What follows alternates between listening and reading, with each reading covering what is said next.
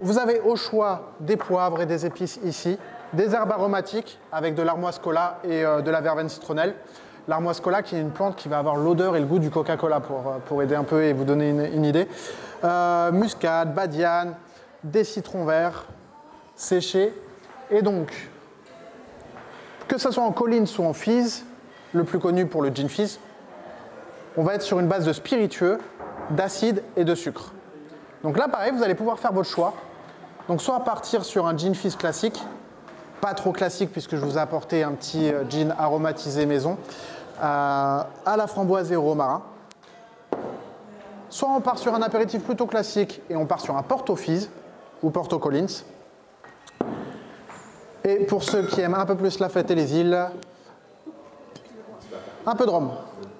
Donc en rhum Collins ou en rhum Fizz. Donc ça, on est sur la base. Il y aura 4 centilitres, ni plus ni moins, la base du cocktail. Ensuite, de l'acide. On ne va pas être sur du jus de citron classique, puisqu'on va vouloir faire un truc un peu plus local. Là, on est sur du verjus. Donc le verjus, c'est des raisins qui sont récoltés très tôt dans l'année, très acides. Au niveau pH, on est à 3,5. Et ensuite, le sucre. Donc, sirop de sucre de canne pour les plus classiques. Sirop d'agave. On a un pouvoir sucrant beaucoup plus puissant et on va mettre moins de centilitres. Et là, un cordial. Différence entre un cordial et un sirop. Un sirop, on est à 50-50. 50% sucre, 50% eau. Cordial, on va être sur 70-30, 70 eau, 30 sucre. Et on va avoir en plus des épices qui vont aromatiser tout ça. Puis après, pour finir, les toniques. 2 toniques au choix. Le classique, l'Indian Tonic, avec toujours en base quinine, gentiane. Et un tonique à la fleur de sureau. Donc il va falloir adapter chaque ingrédient avec chaque épice, chaque herbe aromatique que vous allez vouloir utiliser. C'est parti, vous commencez à vous faire votre petite idée. Vous pouvez ouvrir, sentir.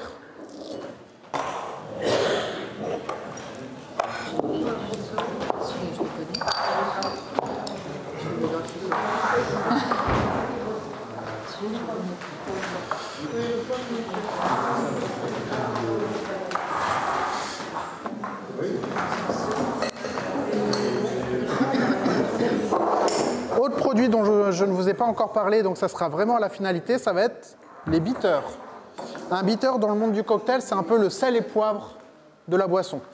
Vous allez avoir des concentrés d'épices ou de plantes dans un alcool et ça va vous donner ces petits ingrédients. Donc quelques gouttes suffisent pour aromatiser un cocktail. Donc au choix, vous avez un bitter à l'orange, un bitter au cacao, un au piment et le plus célèbre, l'Angostura bitter. Donc là, on est sur un bitter vénézuélien avec environ une cinquantaine de plantes et d'épices différentes qui vont macérer dans du rhum. Donc ça sera vraiment à la fin. Et dernier petit flacon. Si vous souhaitez du coup faire votre fizz, pas un Collins mais un fizz, donc hot shaker, on a fait un petit show culinaire ce matin autour de l'œuf. Là, c'est quelque chose qui va pouvoir remplacer l'œuf. On est sur de la saponine alimentaire, donc de l'écorce d'arbre. Juste quelques gouttes permet de remplacer le blanc d'œuf dans un cocktail. Ça va créer une émulsion, une texture différente qui peut être sympa à découvrir. Donc là, c'est parti, c'est le moment de faire le choix, de venir chercher vos ingrédients. Donc on commence toujours par le spiritueux. Donc on choisit si on le fait au verre ou au shaker. Vous avez à votre disposition des jiggers. Donc ne vous fiez pas au numéro qu'il y a sur les jiggers, c'est des onces qui a marqué. Ce n'est pas des centilitres. Donc 4 centilitres, c'est le grand. 2 centilitres, c'est le petit. 2, 4, d'accord. À savoir que si vous le faites dans le verre, le cocktail sera beaucoup plus clair, clarifié, joli que au shaker. On pourrait faire une version sans alcool en n'utilisant que le cordial. On adapterait, pas de spiritueux et 3 centilitres de cordial. Donc si vous voulez mettre des épices, des poivres, c'est le moment de le faire. Vous mettez l'alcool et en fait vous allez presser au pilon vos épices pour faire ressortir les arômes dans l'alcool puisque l'alcool va augmenter le pouvoir des arômes. Là, il ne faut pas mélanger tout de suite. Là, il faut mettre vos épices que vous souhaitez dans votre shaker ou dans votre verre et piler. Donc si vous utilisez du gin et que vous aimez bien l'amertume, vous pouvez rehausser le goût avec la genièvre. Vaut mieux piler dans le shaker directement. Parce que du coup, tu vas extraire les arômes dans l'alcool. Donc une fois que c'est bien pilé, bien écrasé, on continue, on met le sucre et l'acide. 1 centilitre. 1 centilitre. La moitié du petit, exactement. Il n'y a que ça en acide. C'est bien ce qu'on fait. Oui, oui. Ça devrait aller. Ensuite, si vous souhaitez l'émulsifiant, la saponine, ça c'est vraiment si vous voulez une texture supplémentaire, vous restez sur du classique.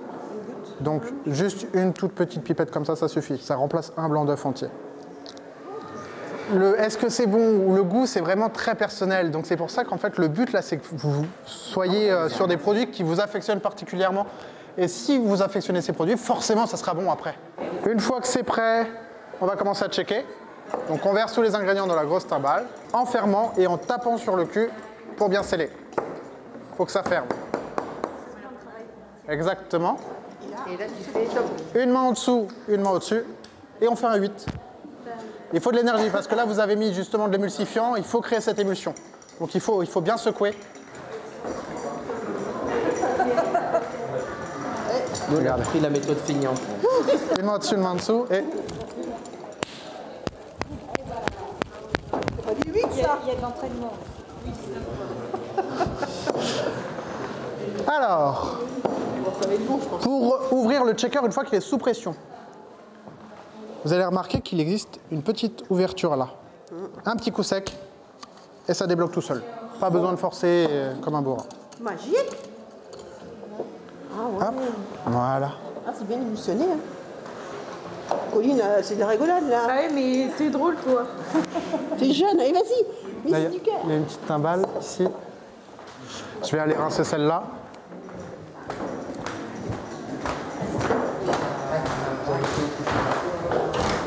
Alors quand on a des glaçons, le check c'est 7 secondes.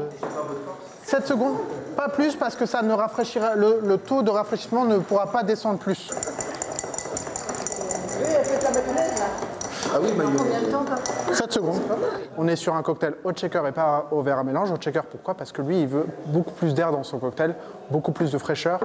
La seule différence, c'est qu'au verre à mélange, on va avoir un cocktail translucide, transparent, cristal.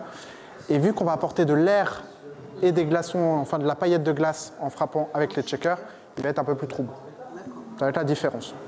Petite passoire qu'on va caler sur le shaker, prise en ciseau, et on va pouvoir verser dans le verre.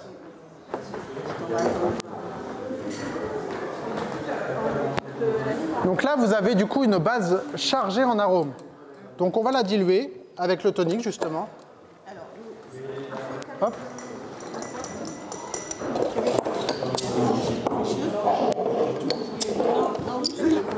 La moitié de la bouteille à peu près. Donc grâce à la saponine, vous voyez qu'il y a la belle émulsion qui se crée quand on verse le tonique. Donc versez bien doucement parce que la mousse va très vite remonter. Hein. Donc c'est là où on va pouvoir agrémenter, saupoudrer de noix de muscade, mettre le bouton de rose, la badiane ou les citrons séchés. Vous la posez sur la mousse, elle va tenir. Une fois que c'est terminé, il n'y a plus qu'à déguster.